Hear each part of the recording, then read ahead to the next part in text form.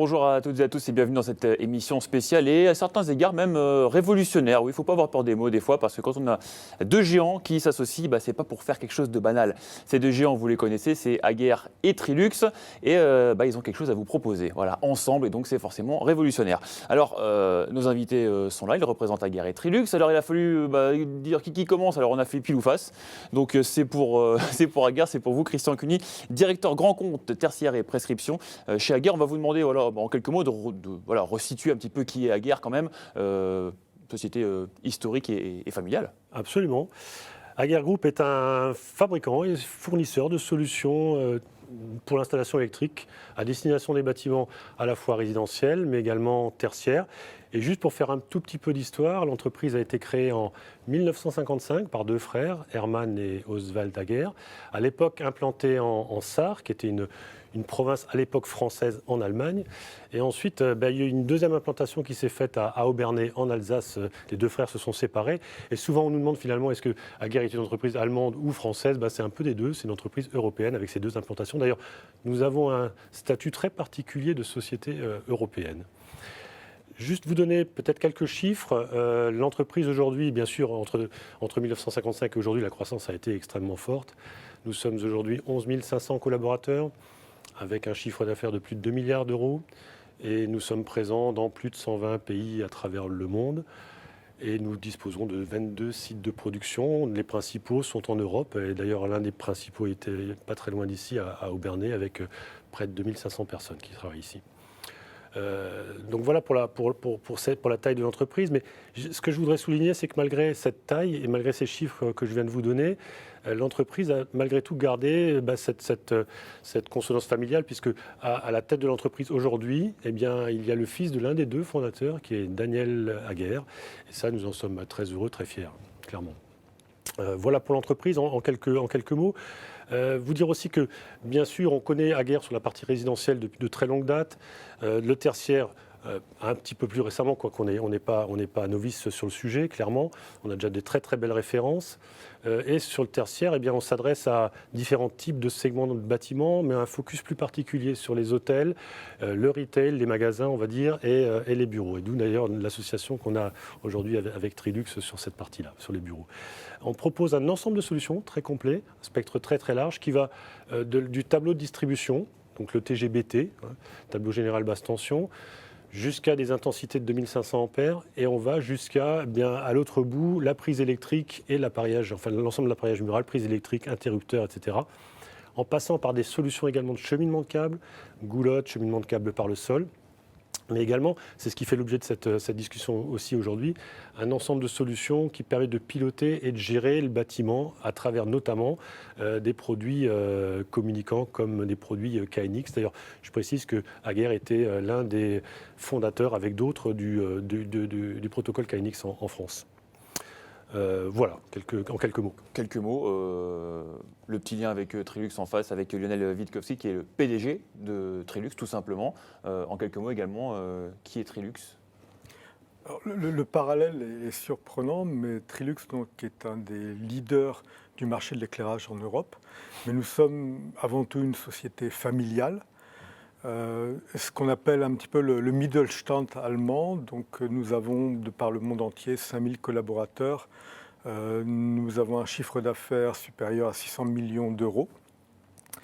Et dans l'éclairage, on occupe 4 segments. Le premier, c'est l'éclairage intérieur. C'est le segment qui est dominant chez nous.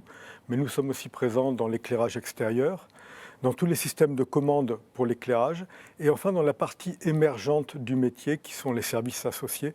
Dans les services associés, on entend aussi bien le financement que la géolocalisation à l'intérieur du bâtiment. Alors pour reprendre un petit peu le chemin suivi par Christian, nos marchés verticaux sont bien entendu le tertiaire, c'est là où on se rencontre aujourd'hui, mais on est aussi très fort dans l'industrie, on est présent dans le retail, et bien entendu nous avons des solutions pour tout ce qui peut être l'hospitalier, les écoles, les universités.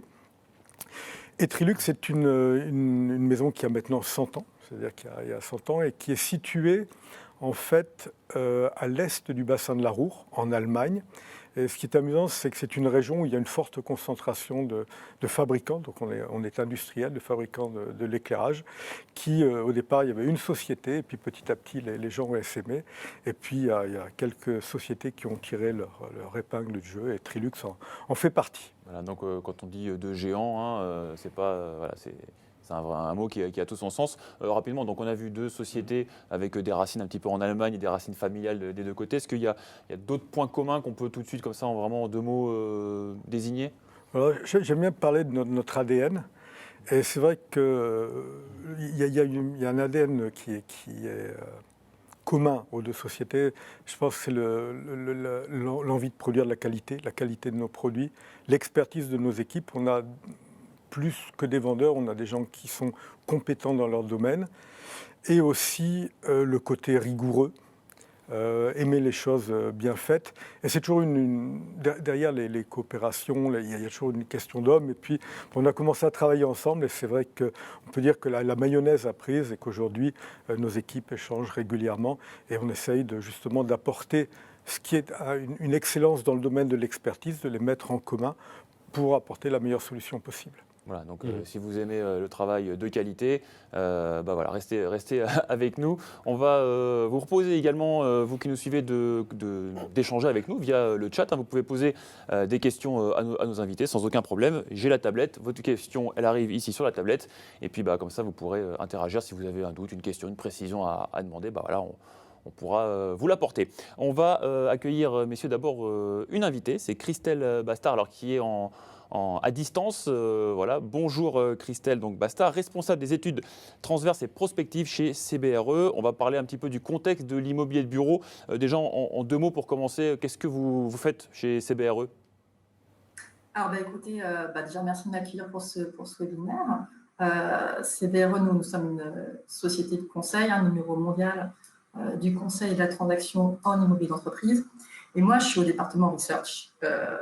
Mon boulot, c'est de réfléchir notamment aux évolutions, aux mutations que vont connaître les usages immobiliers et au-delà l'industrie immobilière dans les années à venir. Et donc, j'ai le plaisir aujourd'hui de venir vous parler très rapidement de quelques axes qui vont en tout cas infléchir les espaces de travail, donc votre façon de les aménager, de les créer. Alors, une première question qu'on avait envie de vous poser, c'est par rapport à cette situation qu'on vient de vivre, hein, le confinement, le coronavirus qui est toujours là. Est-ce que, clairement, ça a déjà un impact sur ce marché de l'immobilier de bureau? Alors, il y a deux choses.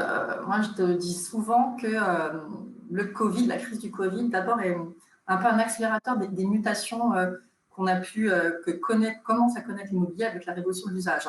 Parce qu'un accélérateur, un catalyseur, parce que ça met en lumière certains problèmes causés par des excès, hyperdensité, hypermobilité, hyperspécialisation des territoires, par exemple.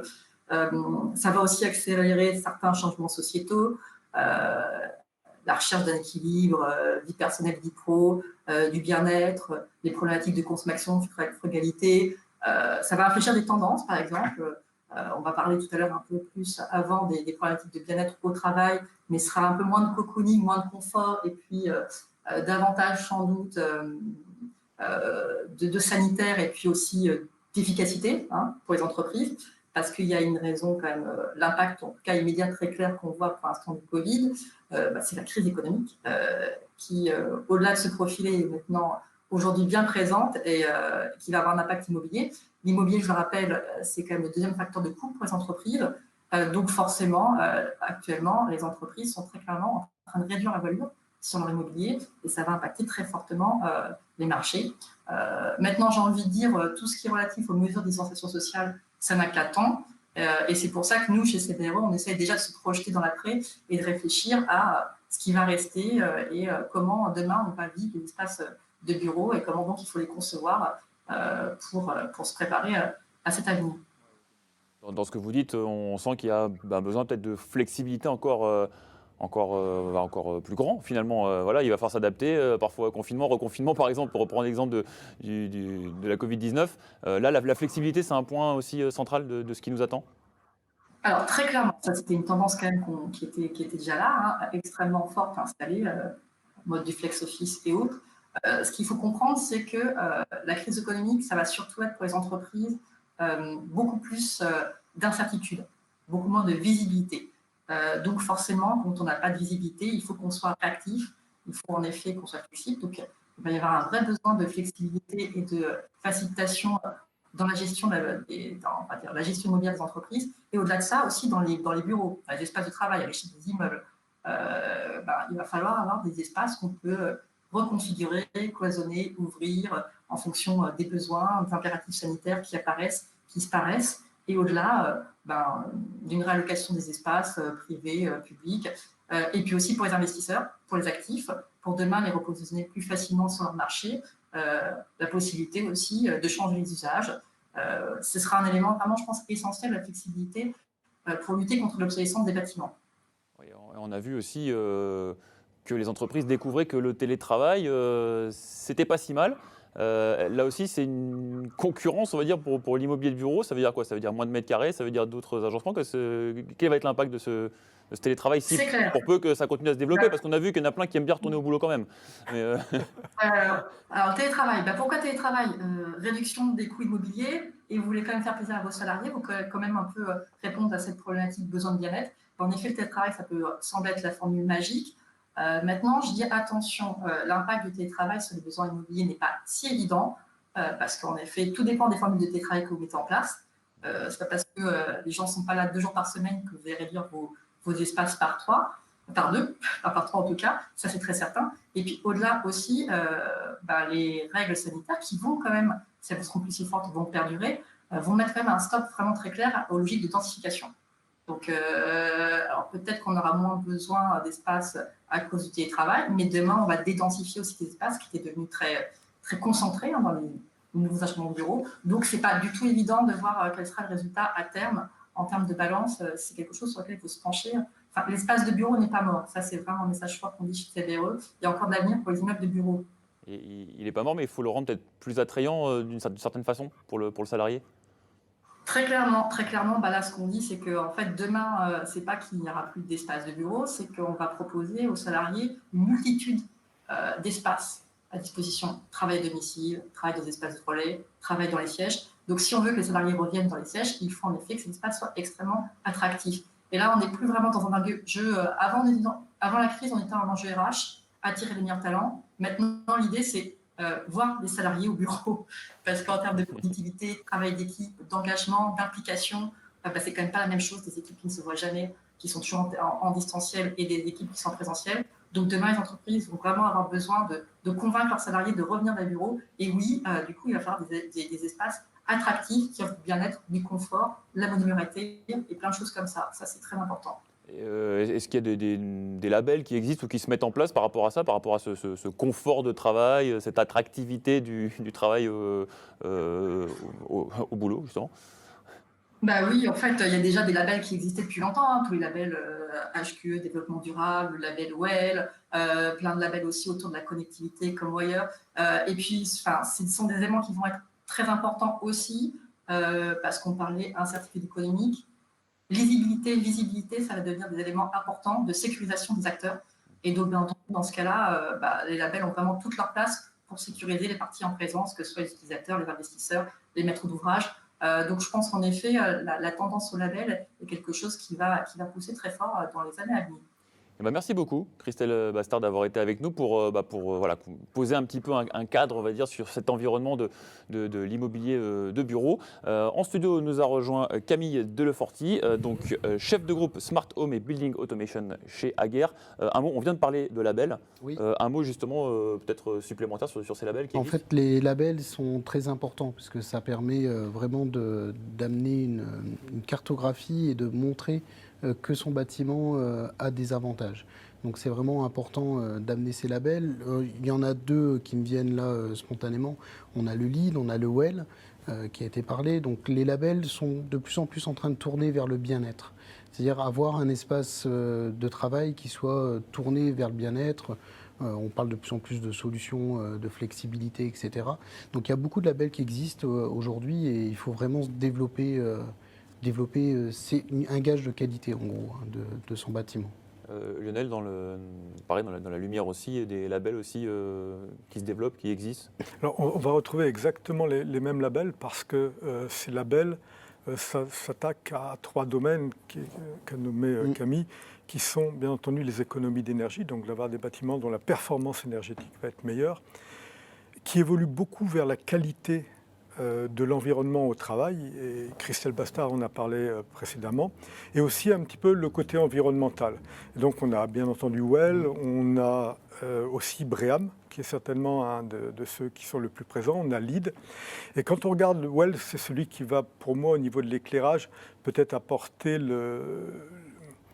l'impact la plus importante au niveau de la qualité de l'environnement au travail. Il s'attaque à 10 thèmes différents. Et parmi ces thèmes, bien entendu, l'éclairage joue un rôle très important, mais les autres facteurs sont eux aussi importants.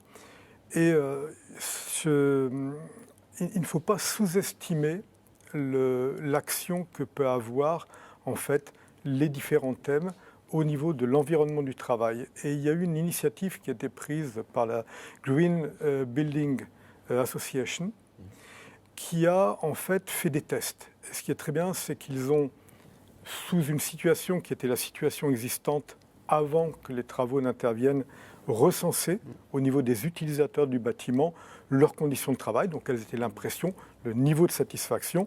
Et ils ont refait la même enquête à partir une fois que les travaux étaient terminés, auprès des mêmes utilisateurs pour savoir quel était leur niveau de satisfaction. Et on voit qu'un domaine comme l'éclairage, en général, est évalué comme satisfaisant, pouvait être un petit peu amélioré au départ, mais à l'arrivée, quand on regarde les facteurs dans les 10 thèmes qui ont eu une importance prédominante, l'éclairage sort vraiment bien du lot et on voit que grâce à un éclairage approprié, on peut vraiment influencer de manière positive sur les conditions de travail. Donc on voit que le label, c'est un gage de bien-être, mais est-ce qu'on est obligé d'améliorer son bâtiment ? En fait, on a des décrets, différents décrets qui sont parus sur les obligations de réduction des consommations d'énergie. Aujourd'hui, ce qui est obligatoire, c'est les bâtiments de plus de 1000 m2 avec un seul propriétaire, où on a des objectifs de réduction jusqu'à 2060. Mais après, ce qui est important, c'est de comprendre que c'est que le début. Aujourd'hui, on sait que ces objectifs vont concerner tous les bâtiments. On va devoir mettre en place des solutions pour améliorer les performances énergétiques, faire en sorte d'avoir des bâtiments plus intelligents. Aujourd'hui, on construit des bâtiments qui sont de plus en plus étanches, où on a besoin de plus en plus d'amener des automatismes pour éviter que le bâtiment surchauffe, notamment en été, avec des brises-soleil, etc. Donc il faut vraiment qu'on amène de plus en plus d'intelligence dans nos bâtiments pour vraiment réduire les consommations d'énergie, mais tout en préservant le bien-être et le confort. Tout le monde est concerné par ça ? Alors, tout le monde est concerné, tous les bâtiments de plus de 1000 m2. Ouais. Au niveau de la lumière aussi, encore on y revient, il y a aussi des objectifs qui ont été fixés, je crois, par l'ADEME également en termes de réduction de la consommation. Alors, quand on regarde la consommation électrique d'un bâtiment tertiaire, en général, l'éclairage va représenter entre 30 et 50% de la consommation électrique du bâtiment. Donc, bien entendu, de rénover l'installation d'éclairage, là où aujourd'hui, par rapport à une installation non performante, on va pouvoir économiser de 70 à 80%, eh bien, l'éclairage joue un rôle particulier. Vous avez nommé l'ADEME. L'ADEME joue aujourd'hui, dans tout ce qui concerne l'augmentation de la performance énergétique, un rôle essentiel, tant de par son action directe que par son action indirecte. Et aujourd'hui, elle finance de nombreuses études. Et elle a effectivement financé avec le syndicat de l'éclairage une étude sur le parc existant.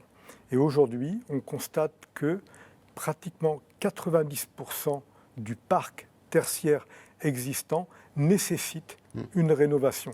Et quelque part, c'est un bon message parce que ça montre le gisement que nous avons à disposition et où l'action de systèmes qui vont permettre d'optimiser les économies d'énergie, comme l'association KNX LiveLink Premium trouve sa raison d'être. Justement, alors voilà, vous l'évoquez, on a des techniciens beaucoup qui sont là avec nous, qui nous écoutent, donc on aborde la partie technique, justement, techniquement, comment ça se passe, et on va en venir, je crois, justement, à ces protocoles, notamment KNX. Oui, en fait, aujourd'hui, l'idée, c'est vraiment de s'appuyer sur deux pointures, deux expertises.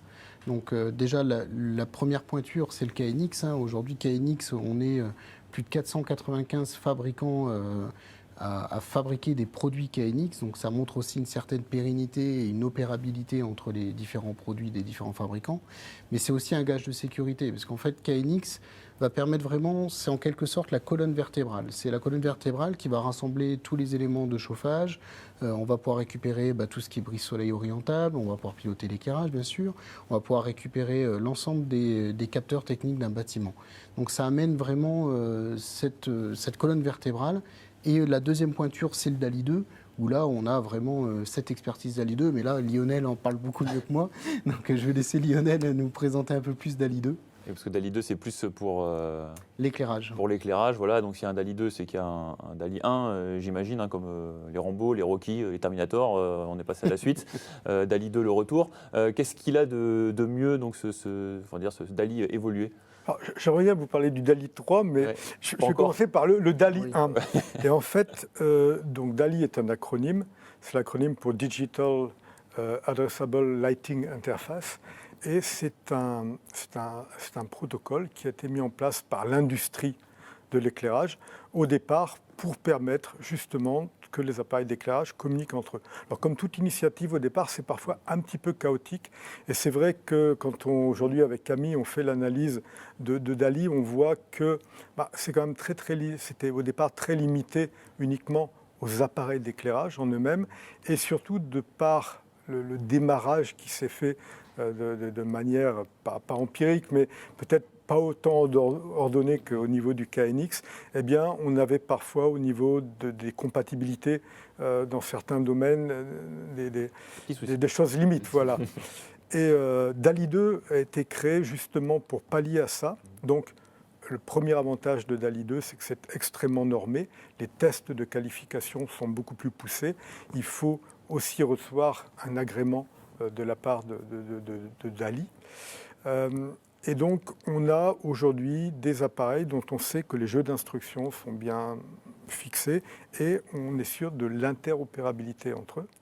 Et il y a un deuxième changement essentiel entre DALI et DALI 2, c'est on a agrandi, on a ouvert la porte en fait à d'autres acteurs qui sont les détecteurs, qui sont les acteurs comme des boutons.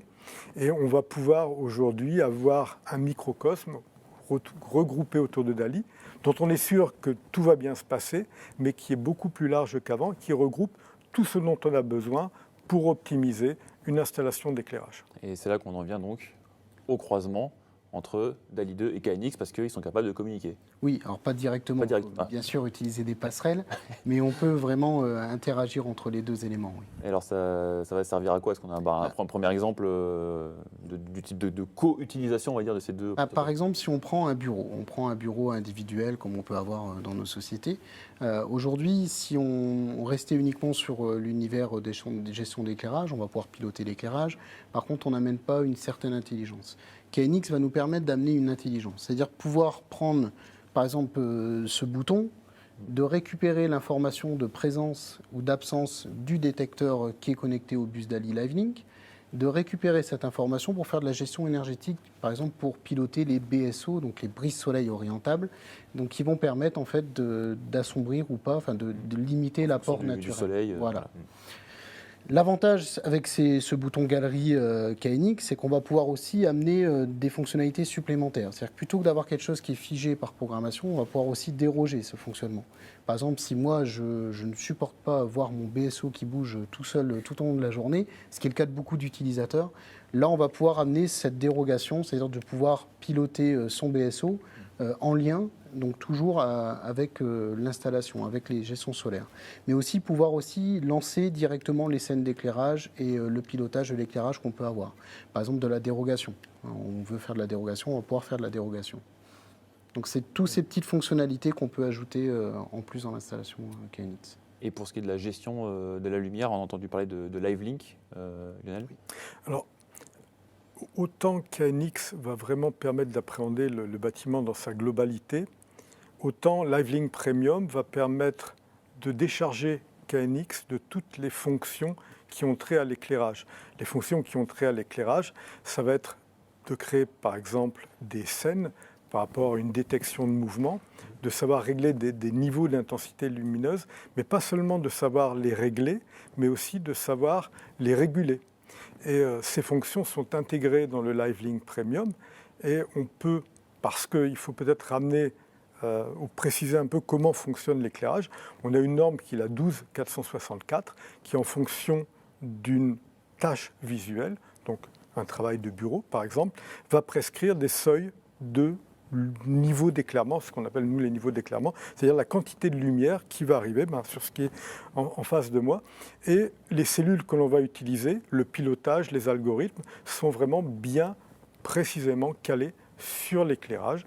Et donc on va pouvoir gérer toute cette partie éclairage avec des seuils différents, des solutions de repli, des évolutions, de savoir dire que si on envoie une instruction d'avoir 50% au niveau de l'éclairage, eh bien on va bien avoir la moitié du flux lumineux qui est présent. Donc KNX va être déchargé de toute cette expertise.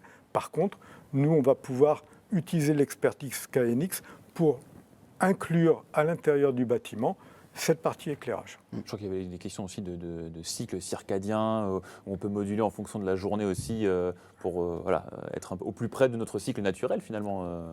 Alors, je voulais pas être trop compliqué, mais moi j'aime bien, moi j'aime bien les choses précises. Quand je parlais du pilotage de l'éclairage, j'étais bien entendu centré sur cette norme 12464 qui, comme toutes les normes, reflète un petit peu l'expérience du passé. Et en général, par rapport à une norme qui existe, c'est rajouter un certain nombre de choses qui finira par venir dans la norme. Et donc, le pilotage, le niveau d'éclairement, la teinte de lumière, etc., va être dans la norme. Mais aujourd'hui, on peut aller plus loin. Et en fait, on s'est rendu compte dans les années 90 qu'à l'intérieur de l'œil, au-delà de ce qui servait à la vision, on avait des récepteurs qu'on appelle des récepteurs ganglionnaires et qui permettent de caler l'horloge interne de l'être humain.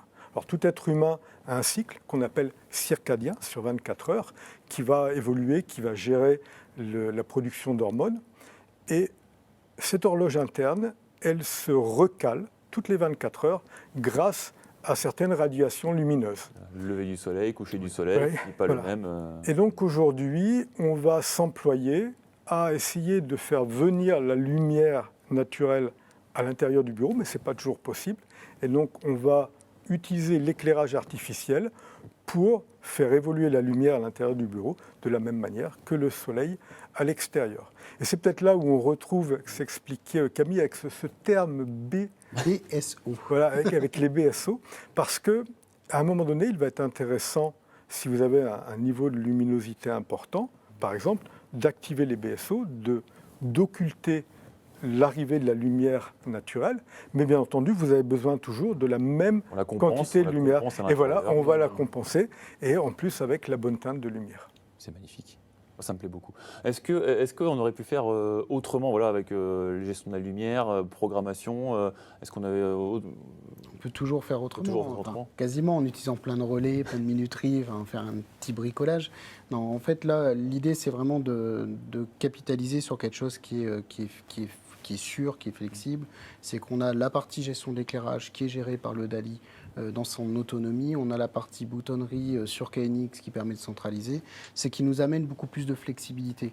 Parce qu'il n'y a aucun lien physique entre un bouton et un éclairage. Donc, du coup, c'est que de la programmation derrière.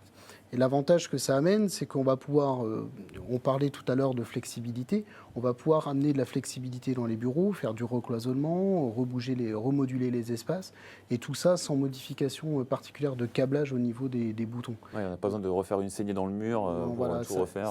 Ça reste très simple, et là, c'est vraiment les bénéfices. On parle de plus en plus de normes, l'évolution des normes, les différents labels qui existent.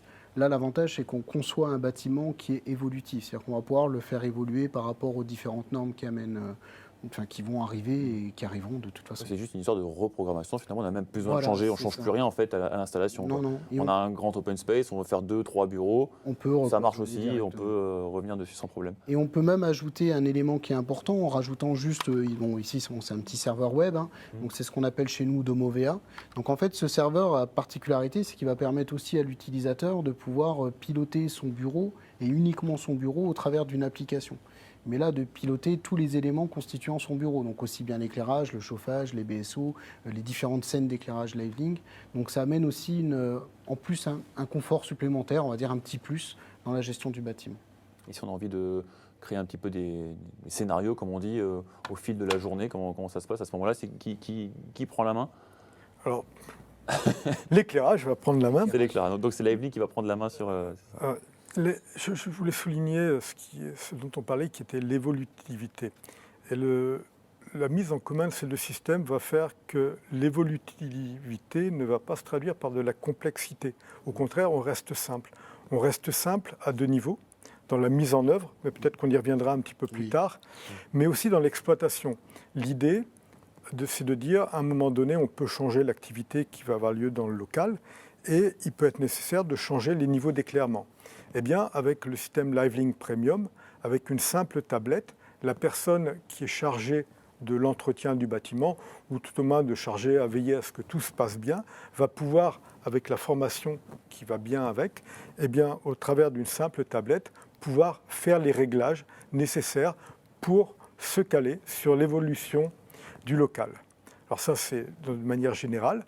Maintenant, on va au départ essayer quand même d'anticiper par rapport à ce qui va se passer dans le local, et on va pouvoir créer des scènes différentes, comme par exemple de dire, eh bien, on est dans un moment où on travaille normalement, on est à un endroit où on va plutôt faire une pause, on va avoir la partie projection dans une salle de réunion.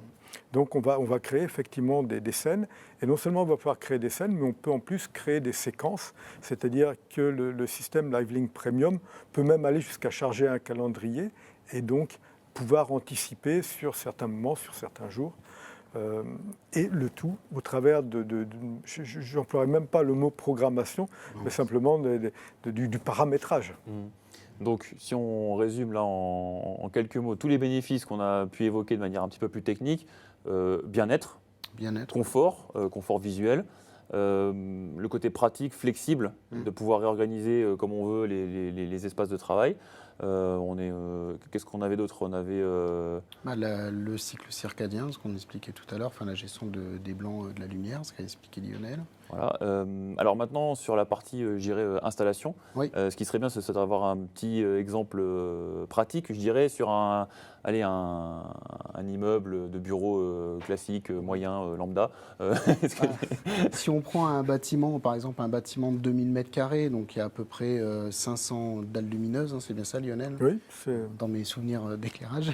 Donc voilà, donc ça veut dire que pour équiper le bâtiment, on devra mettre bien sûr des passerelles, les passerelles qui sont présentes ici, hein, donc la passerelle DALI Ethernet LiveLink, qui elle va piloter ces lignes DALI, et ensuite on va y intégrer des interfaces KNX que Lionel a dans sa main, qui elles vont permettre de grouper côté KNX, on va dire 16 zones, 16 bureaux. Donc c'est vraiment assez simple en fait en paramétrage, puisque les passerelles DALI dépendent du nombre de luminaires DALI, et les passerelles KNX dépendent du nombre de bureaux, du nombre d'espaces, de zones de pilotage. Donc du coup c'est très simple. Après le mieux, si je peux me permettre, c'est de peut-être montrer un petit schéma, une petite... Ce serait d'aller sur le Studio BIS, voilà, par exemple. Aller sur le Studio BIS pour montrer un petit schéma. Alors, en attendant, on va oui. Allez-y, Camille. Pendant ce temps, Lionel, on va parler. Alors, difficile de chiffrer, évidemment, une installation comme ça, globale, KNX LiveLink, parce que l'immobilier de bureau est tellement vaste et tellement varié que c'est pas évident. En revanche, chez Trilux, vous avez une offre en tout cas assez concrète et précise par rapport au coût, on va dire, de l'éclairage. Oui. J'exprimais précédemment le fait que si on prend une installation qui est une installation ancienne, Le fait de rénover, d'une part, avec des luminaires qui ont des performances énergétiques beaucoup plus importantes, on va être quelque part en des 120, ce qu'on dit nous, des 120 lumens par watt, 140 lumens par watt. Et les asservissements dont on a parlé, on va pouvoir réaliser des économies d'énergie qui peuvent monter jusqu'à 70-80%.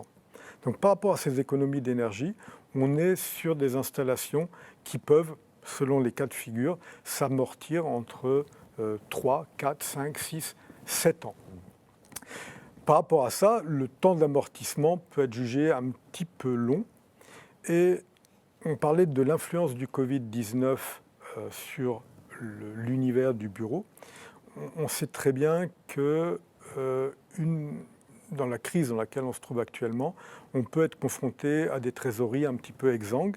Et donc, on a réfléchi sur d'autres modèles que le simple fait d'acquérir le matériel, mais de proposer, par exemple, des financements. Alors, on connaît les financements traditionnels tels que le leasing ou simplement de contracter un prêt pour effectuer l'investissement.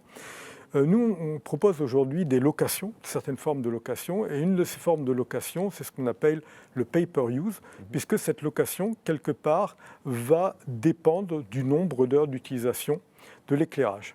Et donc, par rapport à un simple loyer, on va pouvoir, dès le début, acquérir un matériel qui va réaliser l'ensemble des économies d'énergie qu'on s'est fixées. Tout ce qu'on vient d'évoquer. Et au cours du temps, on va régler un loyer. Et ce modèle a en plus un avantage particulier, puisqu'il est déconsolidant, c'est-à-dire qu'il va être neutre, tant pour le bilan du client qui aura choisi cette option, que pour notre propre bilan. Et en plus, du coup, le client va payer ce qu'il consomme, pay per use. Il n'y a pas de surprise, de mauvaise surprise. C'est vraiment, quand on parle on paye ce qu'on consomme. Voilà. C'est comme à la maison, quand on reçoit la facture d'électricité, il n'y a pas effectivement tout le tableau d'amortissement derrière de l'investissement. Alors je crois que Camille est en place. On va pouvoir donc avoir ce petit schéma et cette petite explication peut-être beaucoup plus visuelle. Oui, donc en fait, l'idée, c'est de partir sur ce petit synoptique qui permet de synthétiser un peu, on va dire, l'alliance des deux systèmes, Ager et Trilux. Donc là, on retrouve par exemple ici un synoptique assez simple, où on a bien sûr notre partie KNX, qui va être la colonne vertébrale de ce bâtiment, et on retrouve les différents éléments de pilotage, comme ici par exemple les interrupteurs galeries, les différents détecteurs. Et après, ce que j'expliquais tout à l'heure sur le fait d'avoir 16 zones, c'est ce qu'on retrouve ici au niveau des passerelles KNX. C'est-à-dire qu'on va mettre une passerelle KNX LiveLink pour 16 zones, donc 7 zones d'éclairage, 16 bureaux par exemple. Et tout ça va revenir sur le serveur LiveLink Premium. Donc un serveur pour l'ensemble du bâtiment qui va permettre de piloter au travers des passerelles DALI les différents luminaires DALI, Trilux, et d'amener aussi toute cette fonctionnalité, de pouvoir les centraliser sur un serveur qui s'appelle DomoVH chez Ager, qui va permettre justement ce pilotage dans les bureaux. Au niveau de l'appareillage galerie, j'en expliquais tout à l'heure, donc cet appareillage il est un peu particulier, donc c'est un appareillage KNX. Il va exister en 2, 4 et 6 touches, avec ou sans voyant, avec aussi des petites particularités, parce que ce n'est pas juste un bouton, il va permettre aussi de récupérer la température, c'est-à-dire de renvoyer la température que prend l'appareillage sur le serveur DomoVH, mais aussi d'intégrer sur certains modèles une cellule infrarouge qui est embarquée à l'intérieur, qui va permettre aussi d'amener de l'accessibilité à des personnes qui seraient en mobilité réduite, par exemple, avec une téléthèse. Donc c'est plus qu'un simple appareillage. Une fonction aussi qui est inclue dans l'appareillage, c'est de pouvoir aussi amener à une fonction qui est un buzzer. Il y a un buzzer qui est intégré au sein de l'appareillage qui va permettre d'amener une communication vers l'occupant, c'est-à-dire de pouvoir prévenir d'un événement éventuel. Et en plus, le gros avantage de cet appareillage KNX, c'est qu'il va s'inclure dans l'ensemble de la gamme d'appareillages qu'on peut retrouver. C'est-à-dire qu'on va retrouver les différentes touches, les différents interrupteurs, les différentes prises de courant, des prises USB, voilà. C'est une gamme d'appareillages complète et il n'y aura pas de différence entre la boutonnerie et les prises, par exemple. Donc ça amène vraiment cet intérêt-là. Ensuite, pour la partie paramétrage, donc bien sûr le KNX se paramètre avec ETS et le LiveLink. Et là, je pense que Lionel sera plus à même d'expliquer le principe de paramétrage, mais c'est aussi très simple. Oui, Lionel, Camille a fait la transition lui-même. Ouais, un mot sur la mise en œuvre, quoi, finalement. Alors, la mise en œuvre, il va y avoir deux parties. La première partie qui est réalisée une fois pour toutes, qui va être le câblage. Et là, je reviens un petit peu sur Dali, sachant que la mise en œuvre de Dali est vraiment simple, puisque vous avez un câblage avec juste 2 fils. Il n'y a pas de polarité à repérer, donc la réalisation est simple. Et ensuite, une fois que vous avez ça en place, vous allez pouvoir faire avec la ligne Premium, vous allez avoir 3 opérations globalement. Donc, on a parlé de ces passerelles, donc une partie Dali reliée aux acteurs, que ce soit les détecteurs ou les luminaires. Et puis, la deuxième partie, qui, elle, va être reliée au travers d'un câble RJ45 à un switch, qui lui-même va être relié au serveur. Et sur ce serveur, on va avoir globalement 3 logiciels. Le premier qui va permettre d'introduire à l'intérieur du serveur le plan du bâtiment, donc de pouvoir se repérer dans l'espace. Ensuite, on va avoir un deuxième logiciel qui va être le logiciel dédié à l'attribution des adresses Dali, mais qui se fait de manière très intuitive. Vous pouvez le faire avec une tablette. Donc on va mettre un petit routeur Wi-Fi. La tablette se connecte en Wi-Fi au serveur. Et ensuite, vous sélectionnez une passerelle. Et par rapport à cette passerelle, vous voyez, en la sélectionnant, quel est l'acteur, donc le luminaire, l'ensemble des luminaires liés, donc c'est jusqu'à 64 luminaires liés à cette passerelle, vont s'allumer. Et quand vous allez sélectionner une adresse, le niveau de luminosité va baisser, le luminaire concerné va clignoter, et ensuite vous faites une affectation simplement par drag and drop. Une fois que l'affectation des adresses est réalisée, il ne reste plus que le paramétrage. Et là, j'insiste, on parle de paramétrage et non pas de programmation. La plupart des programmations auront été implémentées au départ, et il suffit en fonction de ce que souhaitent les utilisateurs du bâtiment ou le propriétaire du bâtiment, ou les deux, eh bien, de réaliser les bonnes fonctions avec les bonnes séquences. Ça a l'air tout à fait simple à réaliser avec la tablette. Alors justement, la tablette, elle est là. Je vois que des questions sont en train d'arriver. On va y répondre dans un petit instant. On va d'abord regarder un petit reportage puisqu'on va aller chez Sodel, qui est une grosse entreprise, un gros installateur électrique de la région Grand Est, qui a fait le choix de travailler avec Aguerre et Trilux. Je suis Dominique Mathieu, directeur général de l'entreprise Sodel, une PME indépendante créée en 1948 qui emploie environ 180 collaborateurs et réalise un chiffre d'affaires de l'ordre de 25 millions d'euros. Nos domaines d'activité sont essentiellement les immeubles tertiaires, du bureau, de l'hospitalier, mais également l'industrie. Une de nos dernières références, c'est la livraison ces jours-ci d'une unité hospitalière de Épinal, 58 000 m² de locaux dans lesquels nous avons réalisé l'ensemble des travaux courant fort et courant faible. L'interconnexion des différents matériels que nous devons mettre en œuvre pour réaliser une installation d'éclairage peut devenir vite un vrai casse-tête compte tenu des différences de protocole entre les différents fournisseurs et les différents matériels. Dans ce contexte, l'offre globale que propose Trilux couplée à la solution Aguerre est une vraie solution rassurante pour les installateurs comme nous, mais également pour le client final. Le déploiement de ces solutions à plus grande échelle passera forcément par la prescription. Et la prescription dans nos métiers passe par les bureaux d'études. C'est à eux que revient le fait de convaincre les maîtres d'ouvrage du bien fondé de ce genre de solution. Une gestion plus simple pour les utilisateurs, plus de confort également, mais surtout une meilleure efficacité énergétique. De notre côté, nous prescrivons ce genre de solution auprès de nos clients directs. La preuve en est, nos bureaux en sont équipés. Depuis de nombreuses années, nous entretenons un partenariat avec Trilux comme avec Aguerre qui se révèle être très efficace. Dans nos métiers techniques, nous avons besoin impérativement d'avoir des interlocuteurs qui soient capables de pouvoir élaborer, concevoir, réaliser et maintenir des installations toujours plus techniques et plus complexes. Dans ce contexte, Trilux comme Aguerre l'ont bien compris et nos interlocuteurs ne sont pas de simples commerciaux, mais des vrais techniciens qui connaissent bien leurs produits et leur gamme. Grâce à cela, nous pouvons élaborer des solutions à la hauteur des attentes de nos clients.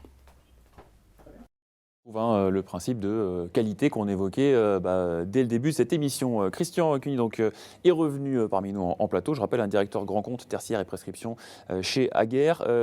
Question, quid de l'accompagnement justement des BE, des bureaux d'études?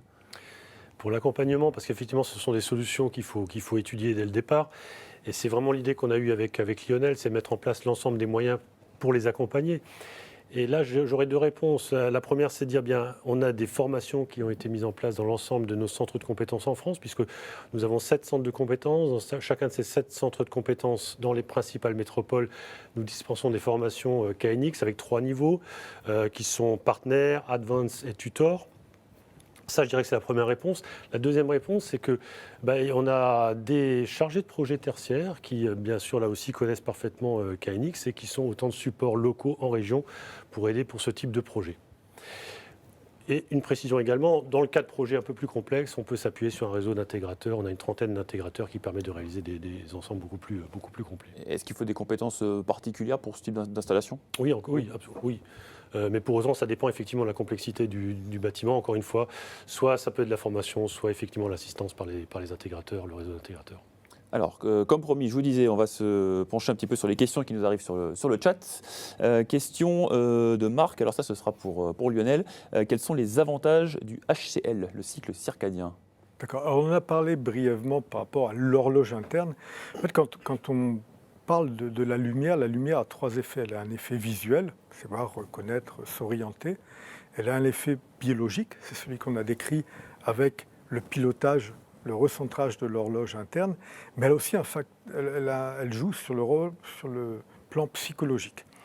Et lorsque j'ai commencé dans l'éclairage, donc il y a bien longtemps, on m'avait dit, l'éclairage, la lumière, c'est un facteur du bien-être et de la communication. Et on va pouvoir jouer avec les teintes de lumière, non seulement par rapport à un cycle circadien, mais aussi pour créer des ambiances, pour générer certains états. Et on pose souvent la question de est-ce que c'est plus qu'un simple jeu d'avoir une lumière plus blanche ou une lumière plus jaune. On a réalisé plusieurs projets pilotes dans lesquels on a réalisé des études, par exemple dans des écoles et des lycées. Il existe aujourd'hui des tests psychologiques qui permettent de voir la rapidité et de pouvoir détecter aussi le niveau de concentration. Donc vous devez identifier, par exemple sur des lignes, des choses qui sont en divergence par rapport à la majorité des signes qui sont dans cette ligne. Et on a utilisé une condition d'éclairage qui était celle qui existait avant, et ensuite une condition d'éclairage qui est liée justement au HCL, donc le Human Centric Lighting, ou éclairage biodynamique. Alors souvent, quand on va vouloir obtenir une forte concentration des élèves, on va partir sur des niveaux d'éclairement qui sont plus élevés et une teinte qui est plus blanche, plus froide. On va être sur, pour parler de manière un petit peu plus précise, 5000-5500 Kelvin. Eh bien, on a constaté que sur les populations d'enfants qui ont participé au test, on arrivait à obtenir une amélioration de la concentration de l'ordre de 4 à 8% et de la rapidité d'exécution de l'ordre de 3 à 5%. Oui, ça devient significatif là. Alors, quand on arrive à 8%, c'est quand même...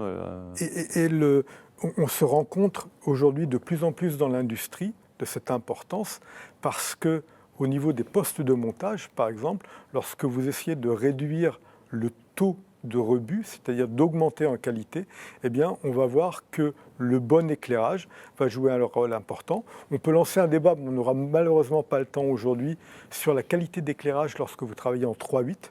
Il y a aujourd'hui beaucoup de choses, parfois pas très sensées, que l'on entend sur le marché. Et l'éclairage est certainement à une action très importante au niveau du personnel qui est en équipe de nuit. Mais je voudrais terminer pour citer encore un exemple qui est peut-être plus parlant. Trilux a eu la chance d'être sollicité par Orpea pour optimiser un éclairage sur un étage qui était dédié aux patients touchés d'Alzheimer dans une EHPAD. Et donc, le projet a été géré par le docteur Benatar. Et le docteur Benatar a imaginé un éclairage basé justement sur l'éclairage biodynamique, ainsi que certaines séquences qui, selon elle, nous devaient permettre d'améliorer les qualités de vie des patients. Alors, il est toujours difficile de réaliser de telles études. On a donc fait appel au CHU de Nice, qui possède des équipes qui permettent de faire des analyses scientifiques, des protocoles, et ensuite de détecter les résultats et de les extraire. Donc, on a par rapport à cet étage, réaliser des séquences de plusieurs semaines avec un éclairage qui était l'éclairage standard et par rapport à l'éclairage ensuite qui était l'éclairage aménagé, biodynamique, avec toutes les séquences qui allaient bien. Au travers d'un questionnaire que l'on a réalisé auprès des patients, alors il a fallu recevoir l'accord des familles pour tout réaliser, tout a été fait dans les règles, et on s'est aperçu que grâce à cet éclairage particulier et à ce pilotage, on avait obtenu une réelle augmentation de la qualité de vie et surtout de la qualité du sommeil des patients frappés malheureusement par Alzheimer. Et il y a eu un petit phénomène anecdotique, c'est que les questionnaires ont été réalisés par le personnel soignant. Et ils sont pris au jeu, ils ont eux aussi rempli le questionnaire et on s'est aperçu que cet éclairage avait apporté une contribution importante à l'amélioration des conditions de vie des patients, mais aussi et surtout du personnel soignant. Donc il y a un impact et il y a un vrai intérêt à miser sur cette formule, quoi. Tout à fait. Clairement. Pas mal de questions qui arrivent. Stéphane nous demande, y a-t-il un temps de latence entre l'appui sur le bouton KNX et l'allumage du luminaire ? Qui répond ? Camille dans le studio bis. C'est moi qui vais répondre. Donc en fait, justement, l'idée de cette alliance, c'était aussi de tester. Parce que ça peut arriver, hein, on peut avoir entre deux systèmes, deux protocoles différents, un temps de latence. Et là, nous avons vérifié et il n'y a pas de temps de latence. Aujourd'hui, le système est très réactif. Il n'y a pas de différence entre une action qui serait uniquement en KNX et une action qui est en KNX et qui passe par LiveLink. Donc c'est un point qui est très important et je vois qu'il y a des techniciens derrière les écrans. Ah oui, alors, il y en a un autre technicien, Camille, ça c'est pour vous toujours. Le protocole KNX n'est-il pas trop lourd par rapport à d'autres, sachant qu'il faut un intégrateur pour faire juste une petite modification ? Oui, alors justement, la particularité de garder les compétences qu'on peut avoir avec LiveLink Premium et KNX, c'est KNX, quand on a des modifications, c'est souvent lié à l'éclairage. C'est souvent lié aux ambiances lumineuses, on va régler. Là, l'avantage de cette solution qui allie les deux spécialistes, donc Aguerre et Trilux, c'est de pouvoir conserver les modifications au niveau de l'éclairage au travers d'une simple page web, enfin des outils de configuration de LiveLink Premium, tout en gardant ce socle KNX. C'est-à-dire qu'en gros, KNX, il fait que juste envoyer des messages et le LiveLink Premium, après, prend ce message pour en faire une action. Donc oui, le KNX, à la base, nécessite une programmation par un intégrateur, mais nous avons chez Aguerre des intégrateurs qui sont avec nous pour vous aider à concevoir et à programmer les bâtiments. Mais l'avantage de cette alliance et de conserver le LiveLink Premium, c'est justement de pouvoir simplifier ces modifications, parce que les modifications se font uniquement sur le LiveLink Premium, au niveau de l'éclairage. Alors là, on va se tourner à nouveau vers Lionel avec une question de Stéphanie. Est-ce que LiveLink est limité au bureau ? Alors, le terme ne limite ne va pas avec LiveLink. Autant le préciser directement. Avant de répondre à la question, l'avantage de LiveLink va être d'avoir un système qui est évolutif, c'est-à-dire qu'en nombre d'acteurs, vous n'avez quasiment pas de limite, de même qu'en nombre de groupes que vous allez avoir créés, vous n'avez pas de limite. Alors, ceci s'applique bien entendu au bureau, mais aussi à l'industrie, à l'éducation, à la santé, c'est-à-dire que on parlait de paramétrage, et pour faciliter le paramétrage, on a souvent ce qu'on va appeler des use cases, c'est-à-dire qu'on va, au travers de notre expérience d'éclairagiste, savoir que dans certains cas, on va avoir besoin de telle fonction, et on a effectivement une panoplie de fonctions dédiées au tertiaire, mais on a aussi une panoplie de fonctions dédiées à l'industriel. Et j'ai oublié un des domaines qui est le plus important, qui est certainement ce que nous on va appeler le retail, c'est-à-dire les GSA, GSB, les magasins. Et là, peut-être encore plus que dans le domaine du tertiaire, l'éclairage prend toute son importance parce que l'éclairage est un facteur de la vente. Et il est indispensable justement de pouvoir piloter, mais aussi de pouvoir suivre le réaménagement d'un magasin. Et donc, on va retrouver, bien entendu, LiveLink Premium dans le tertiaire, mais on va le retrouver dans l'industrie et aussi, surtout, dans le retail. On en fait des choses avec la lumière quand même, hein, quand on vous écoute. Hein. C'est un métier fantastique. Apparemment. Encore une question, allez, peut-être une dernière avec Quentin qui demande « Est-il possible de piloter un seul bureau individuel équipé d'un LiveLink avec le nouveau Domovea ?» Oui, alors ça c'est pour... C'est pour Camille. C'est Les pour moi. regards se tournent tous vers Camille. C'est pour moi. Donc oui, justement, c'est la particularité, c'est que Domovea est capable de gérer jusqu'à 500 utilisateurs, donc en gros presque 500 bureaux, ce qui va permettre de piloter uniquement le bureau de la personne et pas ce qu'il y a autour. Donc on peut très bien créer des profils, c'est-à-dire des gens qui auront accès à plusieurs zones ou accès qu'à une seule zone. Donc ça, c'est la grosse particularité de Domovea, oui. Bien, je pense qu'on a fait pas mal le tour. Je vous laisse 30 secondes chacun pour dire un petit mot de conclusion. Allez, Lionel. Je crois qu'aujourd'hui, il est important, on ne peut pas, le monde est devenu plus complexe, et la complexité augmente, et je pense qu'il n'est pas facile de tout bien faire. Et je crois beaucoup aux associations, et c'est pour ça que l'association qu'on a aujourd'hui avec Aguerre, qui nous permet de mettre nos expertises en commun, est une réelle réponse à l'évolution du monde qui nous entoure, et certainement une recette qui permettra d'apporter une plus grande satisfaction client que nous pourrions faire chacun de notre côté. Christian Cuny, pareil, Absolument. Je pense que Christelle l'a évoqué tout à l'heure, il y a des vraies tendances lourdes dans les bureaux et je pense que l'association entre Trilux et Aguerre fait sens parce que c'est l'économie d'énergie, c'est de la flexibilité, ça a été souligné à plusieurs reprises, c'est plus de confort. Donc sincèrement, je pense que ça fait sens, quoi. Notre alliance fait sens. Et bien, en tout cas, on se tient à la disposition des personnes qui nous écoutent pour aller plus loin sur des projets. Donc n'hésitez pas à revenir vers nous également et à nous soumettre des projets. Très bien, merci messieurs. J'espère qu'on a été complet, qu'on a pu répondre à un maximum de questions. Si vous en avez d'autres, que vous voulez un devis ou de la documentation technique, vous vous renseignez, vous vous rapprochez des équipes de Aguerre et de Trilux. Ils se feront évidemment un plaisir de vous répondre. En attendant, je pense que vous avez compris quel était le bon choix à faire. Merci aux moyens techniques de Viastoria. Je vous souhaite une très bonne soirée à tous. À très bientôt. Salut.